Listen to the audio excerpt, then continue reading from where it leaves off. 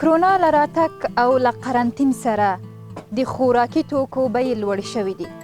خلک بې روزګاره شوي، کاروبار په ټپه درېدلی دی.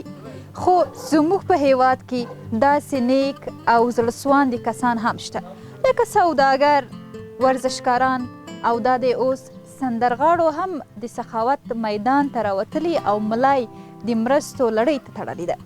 راځئ چې وګورو امرخیل صاحب له کومو کسانو سره او د څه لپاره مرسته کوي.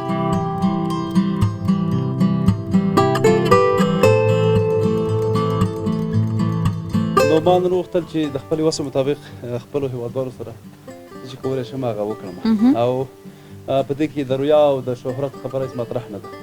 فقط هدف هم دا دی او پیغام هم دا دی چې زموږ په څېر ټول ځوانان هغه څوک چې شتمن دي، وسل لري، نو د خپلو هېوادوالو سره دي مرسته وکړي، کومک دې ورسره وکړي، ولې چې همدا وخت دی چې دوی اړمن دي او اړمنو خلکو سره باید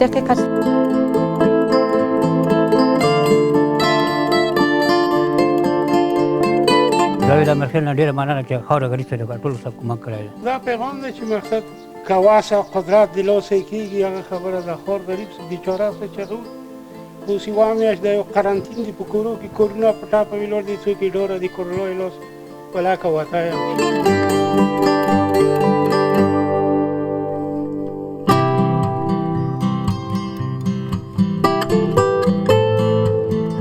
جناب امرخیل صاحب هدفش در این عرصه ای بود که قرنطین شد در کابل، همه بیکار شدن و نمیتونن که کار کنن و دیگر کدام منبع کاری هم ندارن.